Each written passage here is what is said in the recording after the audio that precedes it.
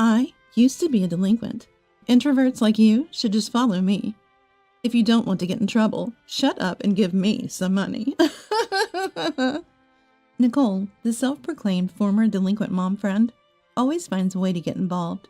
Despite looking down on working mom friends, she's the one demanding money. In the end, she pretends like she never asked for money at all. I couldn't help but reveal my true self to Nicole. Finally, the time came for me to confront her. I'm Sally, 32 years old.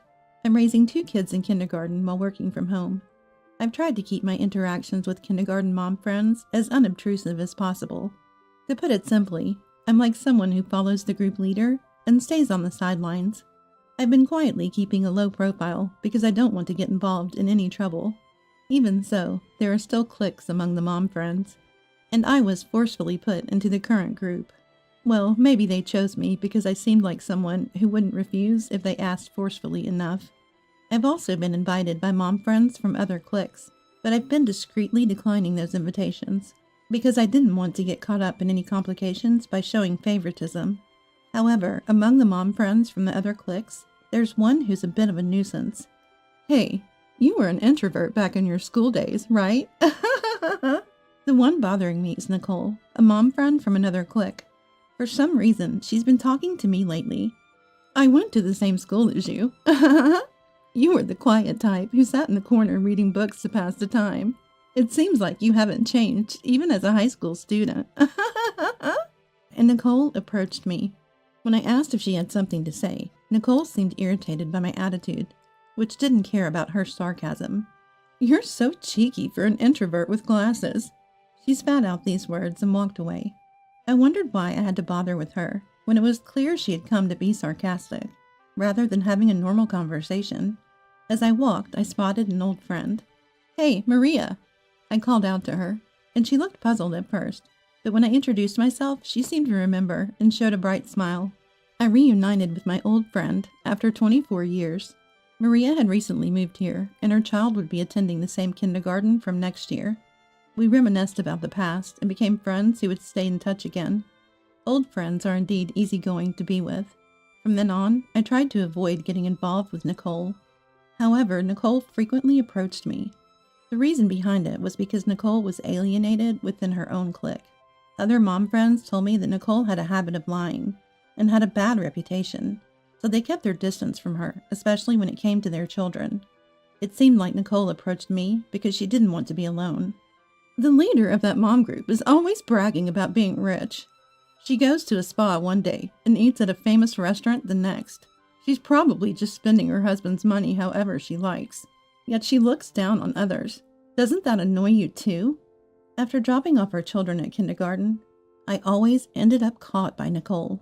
I had to listen to her complaints every day. Is that so? It's actually quite enviable to have money you can spend freely.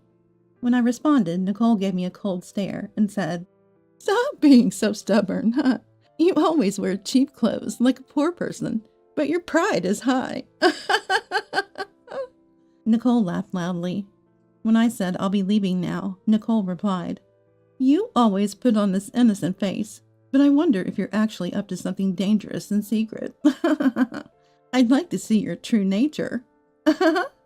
Muttering something behind me. Anyway, I didn't want to have anything to do with Nicole, so I had been walking to and from kindergarten.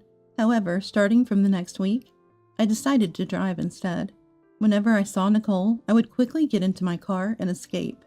As soon as Nicole was in sight, I quickly got into my car and drove away. During such days, it was unlikely to never get caught. Finally, one day, Nicole caught up with me. You've been avoiding me, haven't you? She complained, but I couldn't admit that I had been avoiding her, so I denied it. Is that so? Well, it's fine then. By the way, is your husband wealthy? I heard he's the next president of the company. I felt irritated that Nicole had access to such personal information. He's just a regular company employee, I replied. In reality, my husband is a company employee, but given that he will eventually inherit the family business and become the president, I wondered how she knew about it when I hadn't told anyone. One day, I was invited to a lunch gathering, and to my surprise, there was a different Nicole in the group. According to other mom friends, it seemed like she had switched cliques. Sally, hi! Because of her overly familiar behavior, People assumed that Nicole and I were close. This assumption led others to feel reassured and accept the situation, thinking if we got along well, everything must be fine. Since I was forcibly included in the group and was only participating for the sake of my child, I never bothered to clarify that Nicole and I weren't close. However, this incident led to significant turmoil within the group. I got up to go to the restroom, and Nicole followed me. This group seems quite dull, doesn't it? The previous group had the president's wife as the leader of the mom group, and the other moms were wives of venture capitalists or employees of large companies. But the people here are mostly wives of regular employees or dual-income families. She immediately started to make sarcastic remarks. I can't believe some of them work part-time. It's the epitome of being poor. I've never worked a day in my life. Well, I thought to myself that she could always go back to her previous group if she had complaints. I let Nicole's comment slide. Oh, wait a minute. I forgot my wallet. Can you lend me some money? She had the audacity to say that. I'm not sure about lending money. As I hesitated, are you trying to embarrass me? It's just $20. I'll pay you back tomorrow. Isn't that okay? Nicole had an oddly condescending tone. I reluctantly handed her some money under the table before settling the bill. After that, Nicole started asking me for money regularly. But she always paid me back the next day, so I didn't mind, and I would give her some for my allowance. One day, when I went to pick up the kids from kindergarten, Nicole invited us to go have dessert. The kids were excited and eager to go, so I agreed. After calming down while eating dessert, Nicole finally spoke up. By the way, I heard you started working recently, she said, catching me off guard. Only a few people knew that I had started working, so I couldn't help but wonder how she found out, and I was surprised that my personal information might have been leaked. I mustered the courage to ask her where she had heard about both my previous husband's job and my current job. I just looked it up myself, she replied in a matter-of-fact tone. Regarding my husband's job, she'd apparently found his social media profiles. Although his name wasn't on his profile, many of his social media friends were from the same company, so she made an educated guess. She mentioned that she had researched the company name and confirmed the CEO's last name matched mine. She said she did it to get me to tell her the truth. As for my job, she claimed she'd heard about it from the leader of the mom group. I had already informed the mom group leader about my work, anticipating that I might have to decline lunch meetings due to work commitments, so it seemed she already knew about it, and she asked me various questions about what kind of work I was doing. When I mentioned that I worked from home, Nicole expressed interest in doing something similar and asked me to teach her how. I explained that even though it's remote work, I'm a freelancer who takes on various projects, so our skills might be different, and we have to find clients on our own. Well, do you need any help? I can assist you at a low hourly rate, she said. I clarified that since I work on a contract basis with clients, I can't have someone help me. Well, it's just pocket money for housewives, right? Is it some simple task? By the way, I tried doing piecework once, but the hourly rate was so low I quit. Anyway, good luck. She spoke dismissively and laughed as if she were looking down on me. As time passed, Nicole contacted me less and less, and she stopped approaching me altogether. I had walked with other mom friends once, so it seemed like I had found someone I could get along with. Recently, since I wasn't spending much time with Nicole, other mom friends started reaching out to me. However, it seems Nicole had been speaking ill of me behind my back. Well, such things happen among women, so I didn't pay too much attention to it. I hoped that our peaceful daily life could continue without any disturbances. However, it didn't last long. Long time no see. It seems like work is going well for you. I heard you got a new car, too. How about giving me $2,000? Nicole said as soon as we met at the kindergarten. I was taken aback by the amount, even compared to what she had asked for before, and I told her it was impossible. Huh? Your husband is the next CEO, and you're working too, so $2,000 is nothing, right? Heartless woman, give me the money, she demanded. If $2,000 was considered nothing, she could earn it herself by working. But what did she think of other people's hard-earned money? Anyway, lending such a large sum of money is impossible, I told her. Huh? What are you saying? I'm not asking you to lend it to me. Do you think you can talk to me like that? Nicole crossed her arms and laughed as if she was mocking me. I looked puzzled, and Nicole said, I used to be a delinquent, you know? Introverts like you have no use for me anyway. There's no purpose for you. I'll find a meaningful use for you. So if you don't want to get in trouble, give me the money quietly, she said to me. When I questioned what she meant by meaningful use, Nicole retorted, "That's none of your business. If there's a repayment plan and you're willing to sign a promissory note, then I might consider lending it to you." Nicole agreed and signed a promissory note while promising to repay within a week. When the 1-week deadline for repayment came, I contacted Nicole to remind her to pay back the money. "Huh? What are you talking about?" She pretended not to know. "Well, there's a promissory note, and I think you can't avoid it." When I conveyed this, Nicole replied as if mocking me, "Did you properly check the promissory note?" Her reply came with a tone that seemed almost mocking. No matter how many times I checked the promissory note, I couldn't understand the meaning behind Nicole's words. I tried to talk to her directly, to ask her, but Nicole was blatantly avoiding me. Even when I approached her during kindergarten-related matters, she would ignore me. Moreover, when I tried to talk to other mom friends, they also began to act distant. This continued for about 2 weeks. However, during this time, I was summoned by the leader of the mom group and told that I should step away from the group. Not that I had been deeply involved, or that it had any real consequences for me, so being removed from the group wasn't a problem. However, if I had to say, I was worried it might affect the children, and my concern turned out to be correct. My child was crying because they couldn't go to the other children's home to play. When I asked for the reason, it turned out that it was because they had been told not to associate with us. I contacted Clara, one of the mom friends. I still had some connection within the group, and asked why such an exclusion was happening. Clara started speaking apologetically. According to her, Nicole had invited her to a family restaurant, and when she arrived, members other than me were present. Nicole claimed that she had heard I often complained about the mom friends in the group, and that this had angered the leader of the mom group. According to Nicole, the leader had decided to remove anyone causing disturbances within the group. Hearing this, I was furious. I had never spoken ill of not only the mom friends within the group, but also the mom friends from other groups until now. When I told these mom friends that what Nicole had been saying was not true, I found it hard to believe that Sally was bad-mouthing others because of what Nicole had said. But everyone's opinions aligned, and it turned out like this. I'm sorry. She apologized, saying, "Thanks to these mom friends, I realized that Nicole was trying to portray me as the villain and isolate me." Furthermore, after I left, it seemed that things became awkward within the group, and there were frequent fights. Afterward, I went to talk to each mom friend in the group except for the leader of the mom group. Everyone had heard bad things from Nicole, and the conversation went smoothly. We decided to call the mom group leader to a cafe. The mom group leader was surprised to see me instead of Nicole, but with the cooperation of the other mom friends, we could resolve the misunderstanding. It became clear that Nicole had been spreading false rumors and talking nonsense about each of us. All the mom friends were angry, and one of them started complaining about Nicole. I was surprised to hear the complaints, but it seems that Nicole had also borrowed money from the other mom friends. I also lent her tens of dollars during payments. She asked for $2,000 recently. When I mentioned this, other mom friends said they were also asked for loans. Well, I was the only one asked for $2,000, but it seems like she was demanding money from everyone. Some people like me have written promissory notes, while others have been contacted through messages.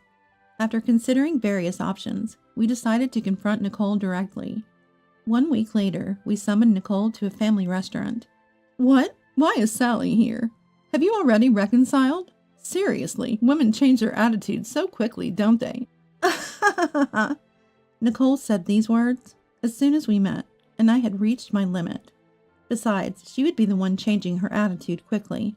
"I'm furious, not only because you've been spreading baseless rumors and bad-mouthing others, but also because we called you to resolve the issue of the money everyone has lent." When I said this, Nicole's expression changed. "What? Are you all sharing that much? It's a violation of privacy," she exclaimed. I was angry. "If you talk about violating privacy, what about you spreading baseless rumors about everyone? Isn't that a violation of privacy too?" And she replied, "I'm fine with it, but you guys aren't." She conveniently said. Anyway, I told her to repay the money to everyone. "Look, examine the promissory note carefully. My full name is Nicole Clark, but on the promissory note, it says Nicole Clerk, right?" It's invalid. Mom friends were unsettled by Nicole's words, saying it's true. So we won't get the money back. What should we do? Mom friends were confused. But we've been talking about it in messages, right? This can be evidence. One mom friend showed her mobile phone, and Nicole snatched it and deleted the messages. Amidst words like disgusting being thrown around, Nicole laughed and said, You should think that you won't get your money back when you lend it, right? It's your fault for being ignorant. Don't go against me, a former delinquent, in a gathering of introverts. I'll even call my old friends. Nicole provocatively continued. Her words pushed my anger to its peak. You're getting too full of yourself by staying quiet. My voice unintentionally raised, and I realized that my true self had emerged. I could feel the gazes of people around us. Oh, I apologize. Forgetting that we were in a family restaurant, I apologized to the people around us for raising my voice. Then I turned to Nicole. You act all high and mighty, talking about your past as a former delinquent. Aren't you embarrassed? Actually, you're not a former delinquent at all, are you? In response to my words, Huh? Don't underestimate me. I can call my old friends if you want, Nicole said. I challenged her to go ahead and call them. Nicole started making a call, but she couldn't reach anyone. Maybe it's busy because it's lunchtime. She hurriedly made excuses. I was exasperated by Nicole's behavior. Bringing up such old stuff is embarrassing in itself, so I kept quiet. But don't you remember this? I took off my glasses and looked at Nicole, who turned pale. The other mom friends looked puzzled. Oh, Sally, is that you? Could it be from high school? I stared at her in all seriousness, and Nicole started trembling uncontrollably. By the way, Maria is also coming to this kindergarten from next year, I said with a smile, and Nicole started sweating profusely out of nervousness. It's better to be kind now, I whispered softly, and Nicole immediately changed her attitude. I apologize for everything until now. I'm sorry. I think I need some time, but I'll return the money properly. She apologized to the other mom friends.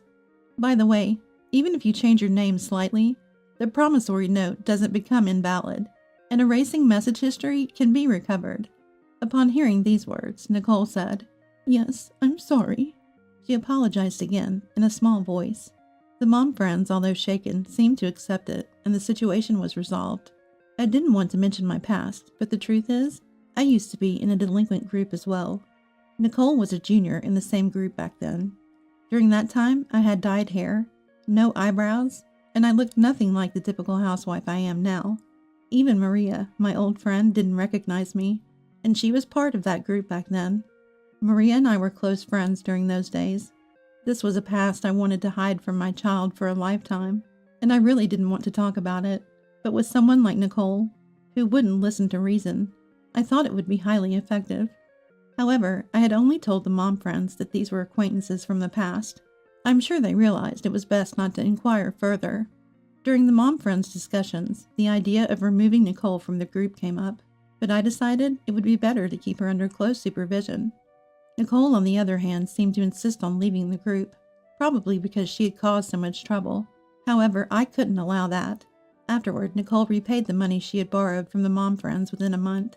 This was because Nicole's husband apologized and returned the money. He had learned of the situation, apologized, and repaid the borrowed money. By the way, it seems that Nicole's money was used for gambling after all. Nicole had to take up a part-time job, something she had always looked down upon, and she complained about the hardships of her first ever job. Currently, she works 5 days a week and is desperately repaying the debts to her husband. Nicole's attitude towards those around her has changed as well. She no longer makes sarcastic remarks or looks down on others. It seems that experiencing her first job made her realize the challenges of balancing work and childcare. While no one gave a clear answer, they acknowledged that there had been various issues and different factions once the group began communicating. On the other hand, I started contacting mom friends I hadn't been very close to before. Instead of just attending lunch meetings and remaining silent, I decided to engage in conversation with mom friends. I realized that this was necessary to avoid misunderstandings, as demonstrated by this situation. Above all, what concerns me the most is ensuring that my child never finds out about my past. I have sworn to take that secret to my grave. Nowadays, the group divisions have become irrelevant, and while there are still differences in compatibility, everyone gets along. My work, family, and friendships are going well, and I've even made some new friends. I'm leading a happy life.